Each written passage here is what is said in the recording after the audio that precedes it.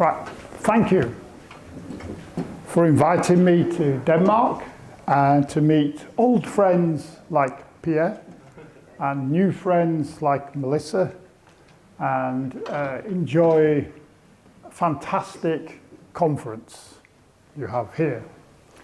So I am sorry, I am walking like a very, very old man.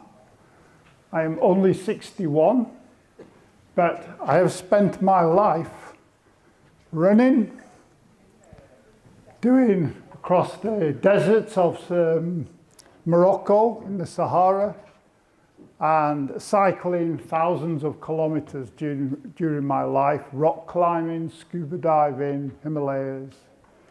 And now I pay the price. I have to wait for a new hip, and in a few months I get a new hip, so then I can go back on my bicycle. So this is the explanation. So do not feel sorry for me. I had a fantastic time wearing out both of my legs. Okay, yep. Okay, so this is the varroa mite, and I have studied this for 40 years. Almost all my adult life has been involved in this. And I will give two presentations. First, about the first part of my life, where I studied the population biology, how colonies die, how to understand that. And then, after the end of where we knew everything about varroa, how the colonies died, there was no solution. And I was going to retire, put my feet up, enjoyed walking and cycling. And as you will hear soon, Melissa discovered a trait of behavior that indicated resistance. And that ruined my life. My retirement was gone. So now for the last 6 or 7 years, I have been studying tolerance and resistance in bees all around the world. I'm very fortunate. I have funds and colleagues to go to and populations to study. And I will talk about that tomorrow morning, about the resistance. But today we will talk about all the factors you need to know to understand the resistance in detail. So this is sort of my story. So the varroa mite came from Apis cerana. So this is, I spent 7 years in Japan. It is a cavity nester, as you all know, and it is a natural mite parasite and does not cause any problem. All the colonies have this, have varroa, Jacobsoni, as it was first called. And then man, beekeepers, we are the root of all evil. And we basically took Apis mellifera, which are more productive, to Japan and Asia, and the mite eventually jumped the species barrier and became varroa destructor, a very simple way of saying it, and then spread around the world to be now the most widespread parasite probably in the world, because honeybees are found everywhere in the world. And in Apis cerana, the key is drone sensitivity. So they do not reproduce in the workers because the workers appear to detect them and remove them. So the mites appear from drone cells once a year. Because Japan is a temperate country, they wait 1 year, the adult females, and then they reproduce again in the drones. So the mites are very long-lived. If you get one mite, goes in a drone cell, then it reproduces very well. If you get multiple mites go into a drone cell, the drone appears to die. And if it dies, so does the mite and its offspring. This means only a limited number of mites can survive within a population, driven by the number of drone cells. So, and this number is sustainable by the colonies and does not cause a problem. So this is that general mechanism. And Apis cerana, they have these strange, very, very thick cappings for the drone brood, and they have a little hole. And this hole is for respiration. If you block it up with wax, the drone dies. We don't know why the hole is there, apart from respiration. So, the varroa mite, your enemy.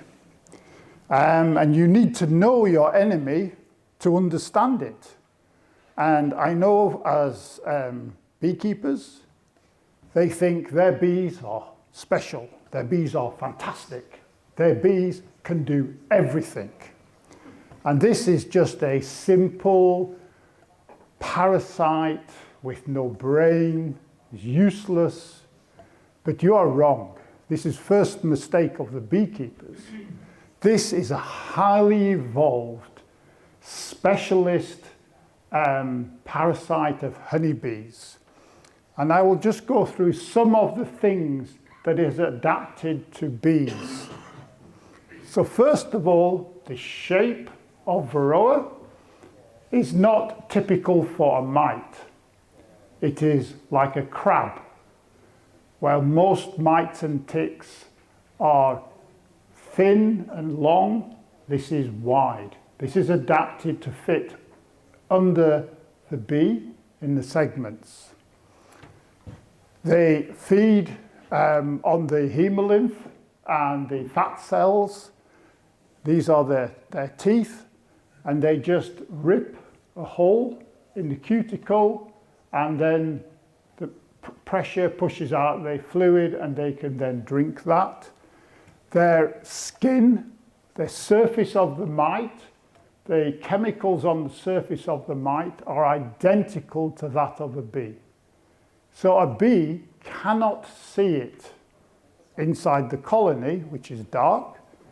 They use chemical ecology. So they will basically use their antennae, and they go along, and this is a bee, and then they hit a mite. It is the same, exactly the same. So they cannot detect the mites. The mites, here they have feet, special feet, which is a claw, but they also have a retractable sucker to keep them attached to the bee, and they have this is my favorite, this is the peritreme. So when the mite enters the cell, it goes into the brood food, and it cannot breathe in the brood food. So it uses these peritremes as snorkels, and they pop up and they breathe through them. They're breathing tubes while they're in the brood food. Then your bees eat all the brood food, and the mites are released. They have hairs on the side of here on the side of the carapace, and these are like to mesh with the hairs of the bees to make them difficult to remove. So they are very, very specialized at living in honeybees, and they only live in honeybees, no other species. So my job was to study the reproduction. The National Bee Unit in the UK wanted me to build a monitoring tool to tell the beekeepers how many mites were in a colony before you had to treat. So for me to understand that, I had to build a mite population model. And so I needed to know about the reproduction. And this is, if you open the cell and you can see the mite reproducing, this is maybe what you will see. This is the mother mite, enters. This is the male, the adult male. It's very small. This is a new female. It's very light to start, and she has cast her last skin. And so these are the three main groups. There is the females, the mothers, and the males. And so we designed this experiment, and we measured the life history of the reproductive history of mites. This slide took 1 year of research, of working in the laboratory. And we collected brood that had been sealed every 2 hours right to the very end. And then we took that bath, put it in the freezer, and then we spent 9 months every day, 2 people going through the cells, looking at where the different stages were. And so, first of all, the female lays an egg, which is this. And it's not really an egg. It's a half egg and half larva, because it's all ready to hatch. This is laid in the top of the cell, and the first egg is always male. So it develops into the male. This is the male protonymph. Then it becomes what's called a deuteronymph. Then it casts a skin and produces the adult male.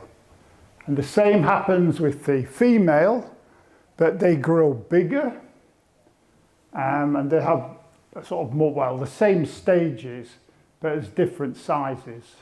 And if you look into a cell, this is what you will see, all the different stages, and many more inside here. So it took maybe 1 year for the workers and 1 year for the drones. But we were able to put this diagram together, which shows the mother, the first egg developing, which is the male, then the second, third, fourth, and fifth eggs, which are female. But now the important bit. When the bee emerges, there is 94% of the first female offspring survive, and 38% of the second offspring survive, and 13% of the third, and none of the fourth female offspring.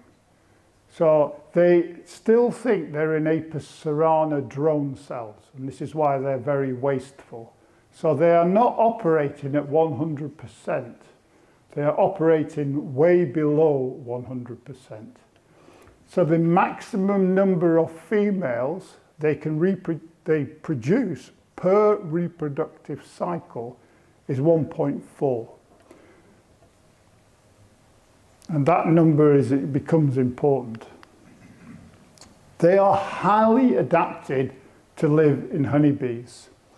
So the first egg is laid when the bee is still a larva. And it is laid here at the top of the cell, always. And this is because during pupation of the honeybee from a larva to an adult is very violent. And it is the only place the egg does not get dislodged, moved. And then the bee, the male, is in the top of the cell, and the female is at the bottom of the cell, near the thorax, where the mites feed. So the female goes up and moves the leg of the bee to the side, parts the legs, and then the male can walk down to the feeding site. This is amazing behavior that was discovered not by me, but by Donze, working at the same time. So they are incredibly well adapted to living on honeybees. And beekeepers have always seen this, bees with deformed wings in the colony.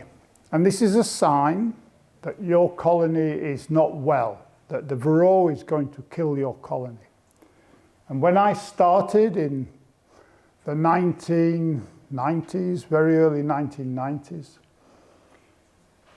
the idea was that the mites had killed the bee by sucking out the blood, and they removed so much blood it resulted in a deformed bee. Very simple. More mites feeding on the pupae, the more hemolymph comes out, and then your colony will die.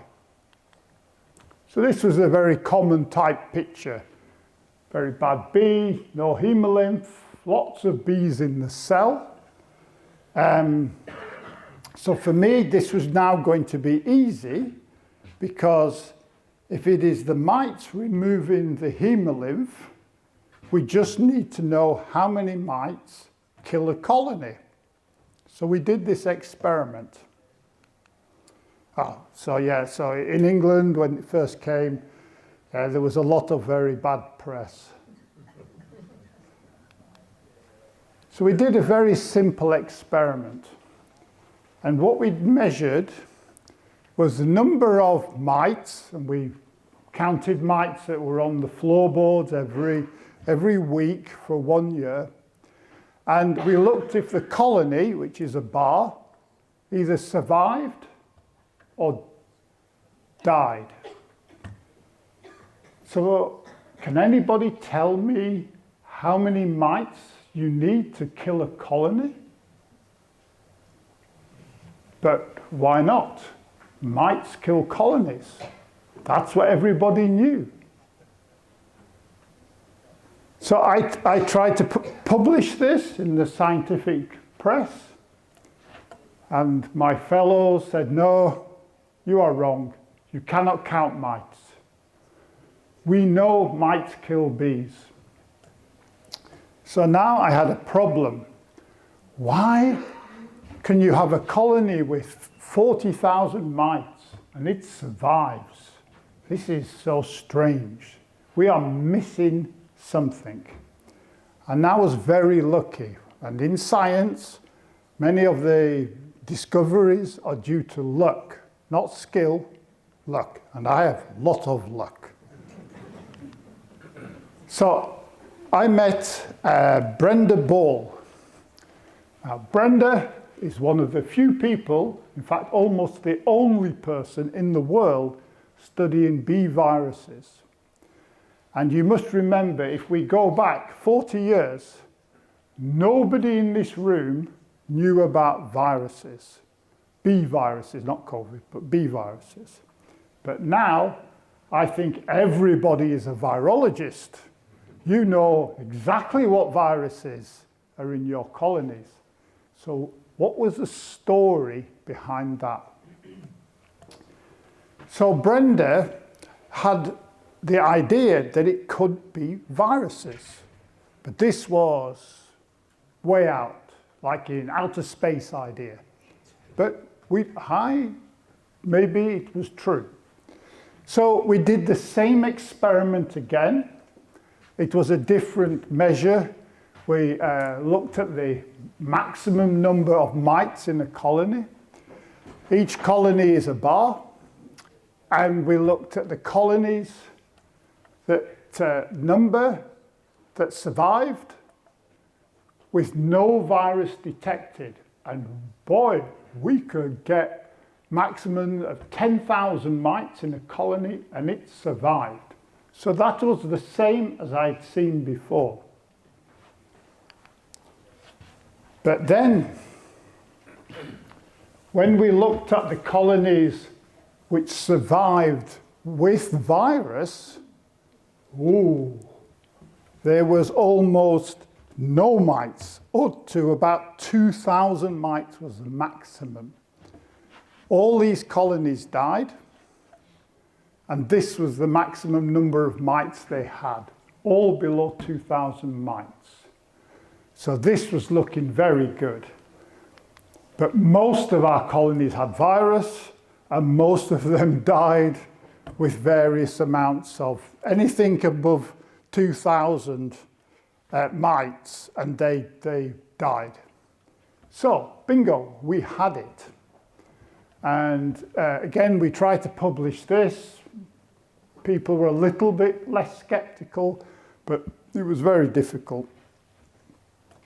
So we continued to work because we had this now good data to show. We were looking at many viruses here. So we were looking at deformed wing virus, slow paralysis virus, cloudy wing virus, and deformed wing virus. So we did more and more studies to look at which virus was really the key player, or was there many viruses. And a very long story short is it was the deformed wing virus. That's the one that is really important.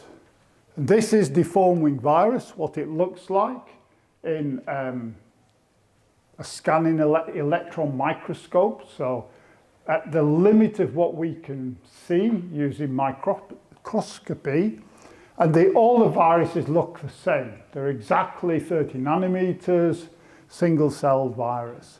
But now there's been some amazing work, cutting-edge work done, and this is what the virus looks like. So this is deformed wing virus, and this is before these are the holes in the envelope where the actual strand of virus emerges from, and how the conformation changes before and after the virus has gone. We're knowing huge amounts of information about deformed wing virus now. It's really interesting, but we still don't know how this virus will kill a colony. So we were able to build quite a complicated model. We already had a bee model, and we had a mite model, and we were able to incorporate two viruses, deformed wing virus and acute paralysis virus. They're very different viruses.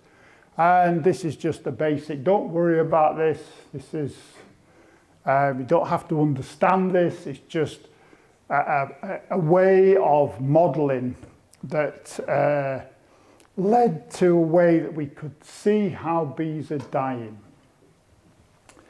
But what it did is it gave us information about adult workers and whether those that were infected with the virus as brooding adults, and then uninfected workers. And it goes on a daily basis. Now, this is very difficult to study, so bear with me. This is, each one of these is a distribution, the age distribution of the bees in a colony. So if we took the age distribution of people here, there would be no young people. Is there any young people here? And then we would go, you know, there's no middle-aged people here? No? And then we would get to the old people and there'd be a huge spike. Okay? So you sort of understand. So the nearer it is to the zero is the younger the bees they are. The further away, the older the bees. This number is in days. So this is a normal colony, this one. We start at the top in April.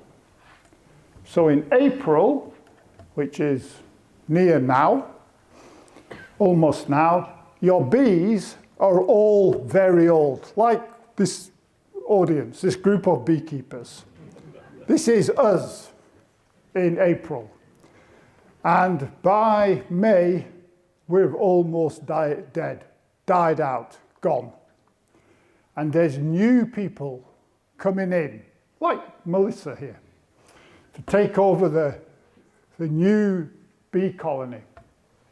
So by May, all your winter bees have died, and you have new summer bees. And the number of bees in the colony is the number at the top. So April, there is 9,800 bees in the colony. By May, it is now 11,000. By June, it is 15,000. And by July, we're now 25,000. So the colony is increasing. And then by August, we hit nearly 27,000 bees. September, we get to about, again, that 27.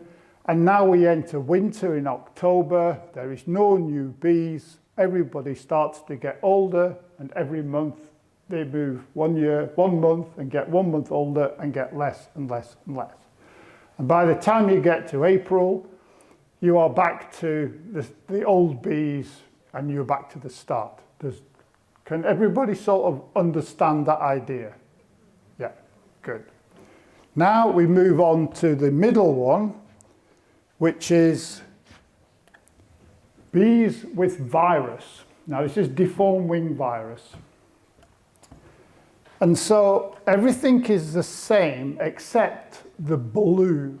The sky blue is those bees that have been infected as pupae. And these bees die earlier than normal. So they don't live 3 weeks or 6 months in the winter. They only live a few days. And you can see that the number of bees with the virus is quite small until August and then September. And September is when your bees population is going down, your mite population is increasing, so the infested brood, your winter bees, are getting more virus.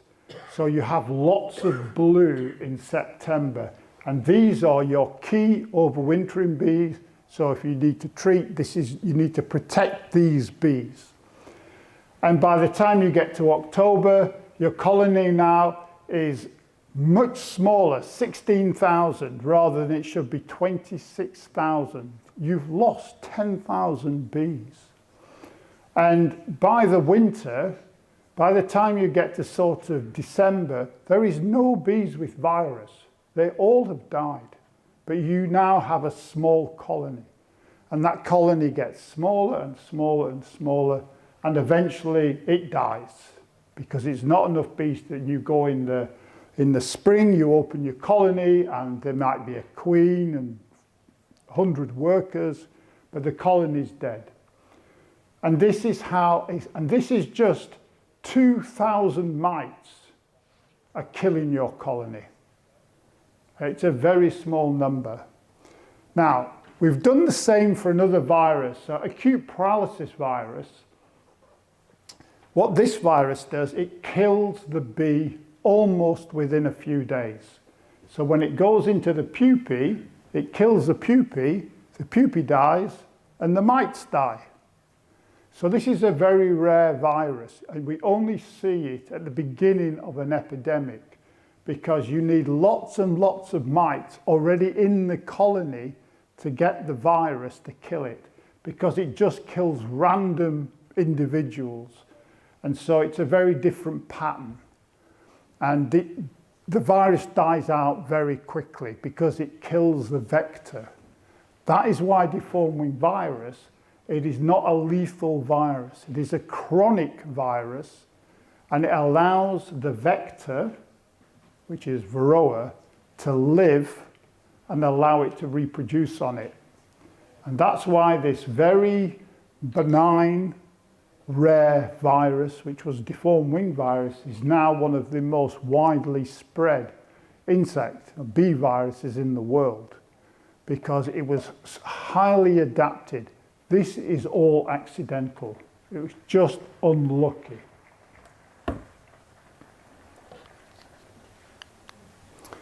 So before varroa came, we know of 3 cases where colonies had deformed wing virus. After varroa, every case pretty much has varroa, apart from Australia. And all your bees will have deformed wing virus in your colonies as well. They don't all cause the wing deformity. That's very rare. But nearly all your bees will have the virus sitting at a high level. If it's been infested by mites, it's pupae, or a low level if it's been infested later on as an adult.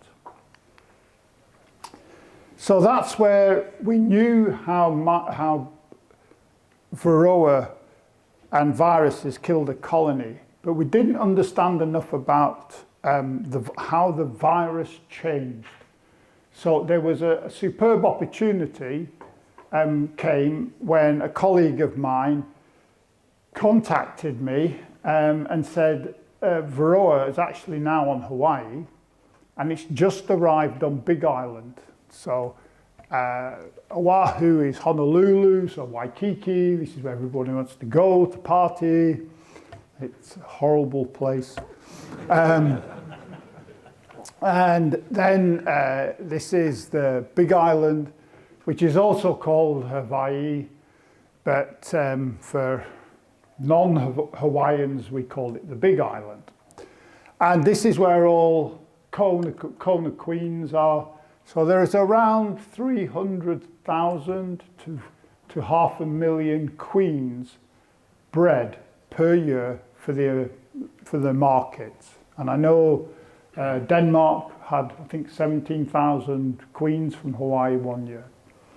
So it is a hugely multi-million-pound operation. And varroa arrived here in Hilo, around this side of the island, and I had a perfect opportunity to study varroa and what the changes in the virus. Why? Because Oahu had already had varroa for 2 or 3 years. Colonies had already died.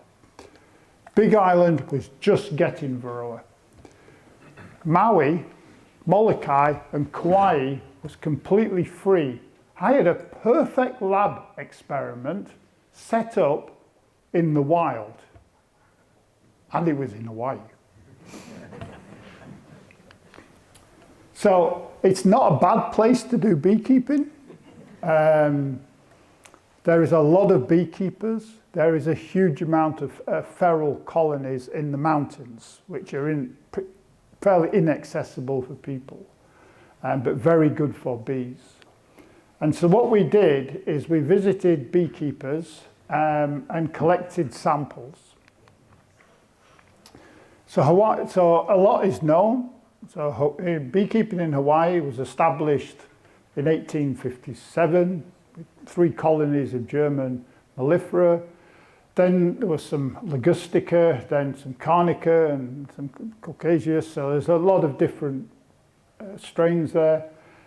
There's major big operations in every island. There's a massive feral population. There's hundreds of thousands of feral of colonies because they tried to eradicate varroa when it came to Big Island, and they killed so many colonies. And there's tens of thousands of managed colonies on the island, so it's a perfect place for bees. And these are European honeybees. It's a nice example of a colony that you can see there, because as long as it's kept out of the rain, it's warm enough to survive all year like that. And these are the queen rearers. So they produce about 500,000 queens a year. There's 3 or 4 of them. Their operations on a vast scale. We visited them, we talked to them, they were very helpful. And we worked with a team from Hawaii, and I'm still working with them today. And on the far side is Scott. He's an incredible beekeeper. He's a native Hawaiian. And then Ethel, Dr. Villalobos, is from Costa Rica, and her boss, Lem. And again, it's a beautiful university. And what they arranged was to go for me to go around with them to all the islands, well, the Kauai, yeah, I think, well, all the islands, the big islands, and collect bee samples. That was a huge amount of work. And this is, this top thing is a girl called Dee Dee. She was like this size. And every beekeeper respected her. She was amazing. This is Gus. He's now retired. He's a multi-millionaire. So he's one of the biggest queen rearers. He has a wicked sense of humour. And they allowed us in the colonies to sample, which could have ruined their businesses. So there's a lot of trust that had to be built up. And we needed a lot of energy to do this. And we got to stay in some nice hotels because it's Hawaii. But the reason we need to stay in a hotel is this, the fridge. Because we need to keep all our bee samples cold for later extraction. So this is the reason. And in fact, there was there were 6 people living in one room. The men live outside on the balcony and the women in the beds. It's not fair, but so it was very good. So we collected about 300 samples, and then we take them back to the university. This was at Sheffield University, and this is Laura Brettel, my geneticist, molecular person. And since I'd just come back from Hawaii, she had to live in a very cold room, about 5 degrees, and extract the viruses from each of the 300 samples. She's wearing a ski suit because it is very cold in this room. She works with liquid nitrogen, and this is a very hard job. And it's not fair, so I did eventually take Laura to Hawaii. And she's still a good friend. And it was a lot of work, so this is what we discovered.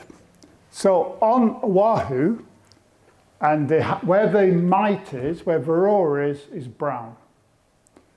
On Oahu, we found 100%, so the red is the disc, of colonies were infested with varroa mites and deforming virus.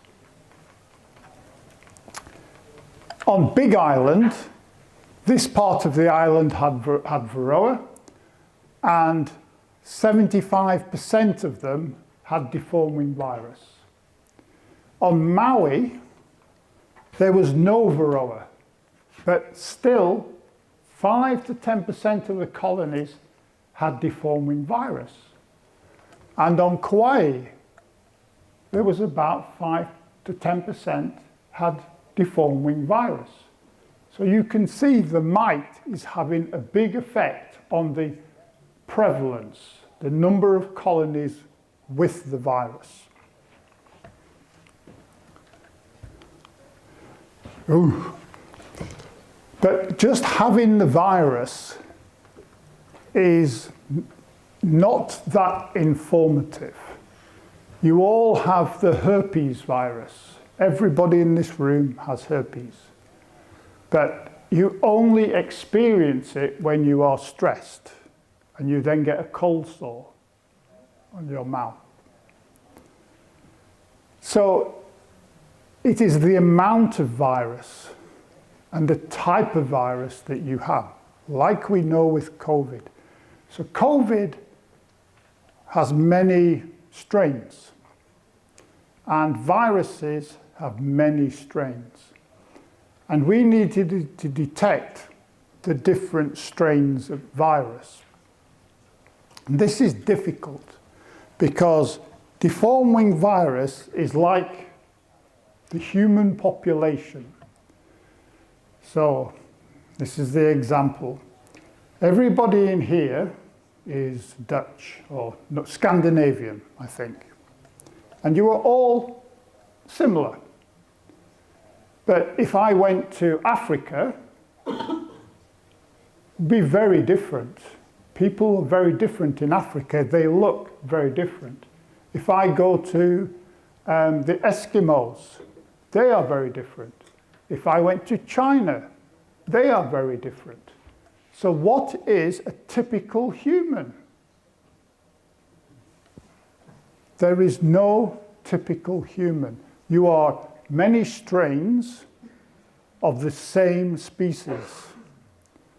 And this is the example that we do in the virus. So we want to know what strain of the virus is in the bees. So, bear with me. So this is just a methodology that each one of these curves is a strain. So this one could be Dutch and Norwegians and Finnish. Very different from Chinese and Japanese, which are very different from the Africans. So each mountain is a different strain of the virus. And just, that's all you have to understand. So we then looked at the different strains in the different islands. So where there was no varroa, which is Kauai and Maui, we know there is deformed wing virus. And these are the strains. Oh, we have lots. We have Chinese and Inuit and Danish and English, lots and lots of strains. And it's the same in Maui. We look in Big Island. So on Big Island, we have varroa, but in 2009, we had lots of strains. This was a question mark. But in Oahu, 2009, we have one strain, Mongolians. So one strain on Oahu has dominated all the other strains. It's been selected for. This is the same as COVID. You had the alpha strain, then the beta, and now the Omicron. And this happens in deformed wing virus. And we went back in 2010, and you can see Big Island, now 1 year later, is becoming one strain. So what we discovered was that on using the different islands with a different amount of varroa, when the strain diversity decreased, the amount of virus went up. And when you get to these very high levels, that is killing your colonies. Now this happened very fast, 2 or 3 years when the varroa came here, and caused a lot of confusion because some colonies could survive. So we understand this, why some people had good colonies, healthy colonies, but with lots of mites for a couple of years, and then they collapsed. Now the situation has changed. We just have one strain, which is changing. So this is the varroa transmission cycle. We did this 30 years ago. So if you have varroa and you have no virus, then you don't have a problem. You can have 80,000 mites in a colony before it will die through being sucked to death by the blood removal. And we know this is the case now because in Fernanda Noronha, there is no virus, the bees are resistant, and is this case. But once the mites get access to the virus through maybe the bees are stressed, nobody knows. Then you have a new viral transmission cycle. And the mites transmit it to the pupae circulates, they emerge, and then they die later. They have and also even the adults have a slightly reduced lifespan. And that then explains the model and shows you this is how a colony will die. But the virus is changing. It's always changing. So originally, the virus was A, the red one. We called it the deforming virus A, and it has now become deforming virus B. It's in your colonies. It is taken over, just like COVID. And deforming virus A could not reproduce in varroa. Deforming virus B can reproduce in varroa, so it is better at transmitting the virus. This is life, this is natural selection, this is evolution. So this has happened in England, this was in 2016. Now, I think all our colonies are blue.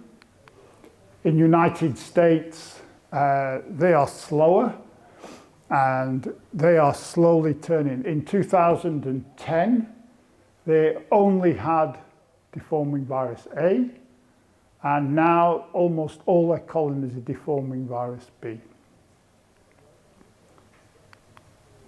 So, to finish,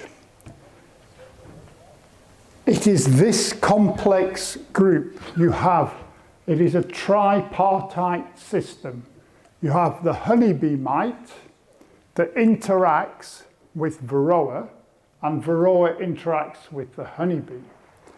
You have varroa interacting with the viruses, and the viruses interacting with varroa, and then the viruses with honeybees, and vice versa.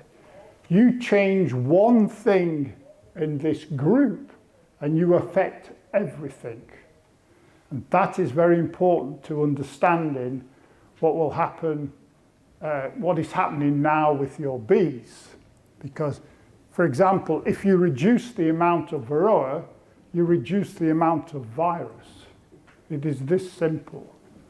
And this is what you do with chemicals. You put chemicals in your colony, you remove the honeybees, and then you lower the amount of virus in your colonies, and so the bees survive better. So I will leave it there. Nearly. I have to thank lots of people, funders for this part, and people at Sheffield University and at University of Hawaii, all the beekeepers. A lot of this work was beekeeper funded, trying to do this. I haven't given this talk for a long time, actually, so it's nice to revisit it. And this is a scene-setting stage for the next two talks. So for Melissa, that will follow me, and start to talk about resistance, and then I will follow in tomorrow again talking about resistance, because now is the best time I have ever known for beekeeping looking forward. I have always been a pessimist, and it was always been there's no cure, but now we have this. Now we can see the future, and it's just a matter of making it happen. So it is really good time to be in bees. Thank you very much.